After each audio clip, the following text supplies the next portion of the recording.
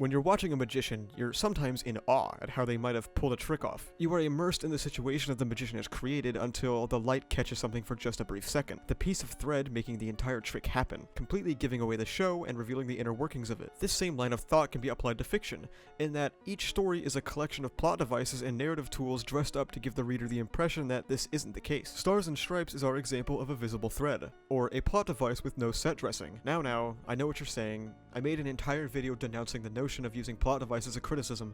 That video is still 100% accurate. There is something about plot devices that I never ended up talking about. It was an unfortunate cut due to my short-sightedness, and that would be a thinly veiled plot device. Allow me to recap briefly what a plot device is, in case you're new here. A plot device is something material, an object, person, or something immaterial like a situation that moves a story forward. Each time you see somebody whine about something being a plot device on Twitter, they're actually correct. Everything in a story serves the story and should be progressing the plot in some way. This means that something being a plot device isn't inherently bad and is usually a dual criticism. It isn't a problem that Stars and Stripes is a plot device or exists to serve the plot. Where the problem lies is that not only is this the most obvious plot device in the entire series with absolutely zero set dressing, but she fails the only function a plot device has: to progress the plot in any meaningful way. She is the most transparent and poorly executed device of the entire series, but let's take it one step at a time.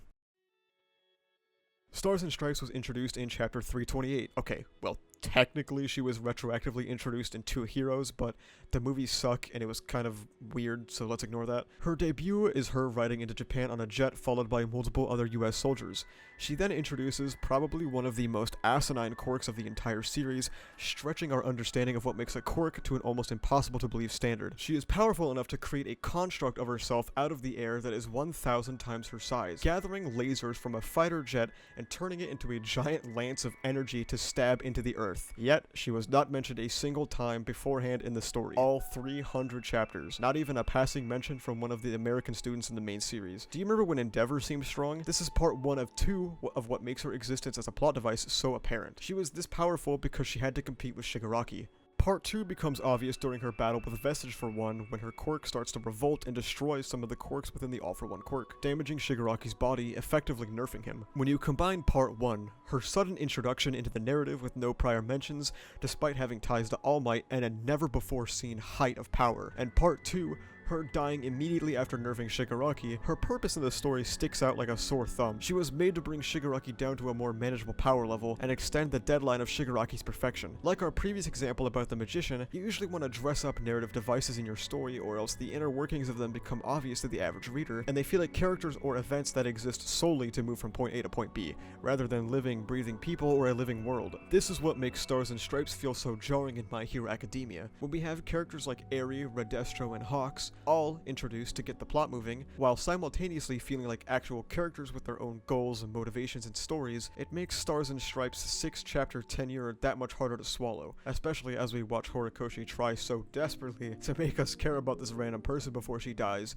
throwing in a brief backstory and making All for One suddenly care about her existence. These, as mentioned earlier, are not inherent problems. The problems arise, however, when a plot device also fails to progress the plot. If Horikoshi wanted to extend the deadline of Shigaraki's perfection, then it shouldn't have been set so low in the first place. It was set just a few chapters before Stars and Stripes' introduction, only for her to arbitrarily extend it a couple of days. And nerfing Shigaraki isn't technically a problem, however, the nerf doesn't really mean anything. We're led to believe that massive damage was done to Shigaraki's quirk reservoir, but all of the impact of this nerf is totally lost, due to the fact that Shigaraki lost no quirks that we're familiar with. The only named quirk that was taken from him was Reflect, which was introduced in the very fight that it was taken. If he loses no quirks we are familiar with, or that have ever been mentioned in the story, was he ever really nerfed at all? The quirks that were taken from him could have just been never mentioned, and nothing would have changed about Shigaraki's power level. So, if Stars and Stripes didn't need to exist to further the deadline or nerf Shigaraki, then did she advance the plot at all? Remember that furthering the plot is the sole job for a plot device, and I don't think Stars and Stripes even met that definition. Some people also say that she was used to address foreign intervention, and that's why there's no aid coming, but this was already addressed at the tail end of the war arc. The paperwork for foreign aid wasn't getting done as the Hero Public Safety Commission and society at large were absolutely ravaged, something that probably wouldn't change in the span of the 7 days required for Shigaraki's perfection, which is the time frame for the entire final act. Realistically, if we remove the entire encounter between Shigaraki and Stars and Stripes out of the story, what would be different now? The few panels we got of the kids reacting to her death wouldn't exist, which was already basically no panel time considering the #1 US hero died in Japanese airspace to cork Hitler. We also wouldn't have seen the Tomura, Tenko, and Shigaraki identity crisis. However, this is an event that is fairly independent of Stars and Stripes' existence and could have been shown at any time really. It was only done now to nullify Stars and Stripes' quirk. You might be thinking, what about her thematic relevance? She clearly represents All Might's undying, always fighting spirit and also serves to parallel Deku's encounter with Lady Nagant. There is definitely something to be said about Horikoshi using parallels as a crutch lately,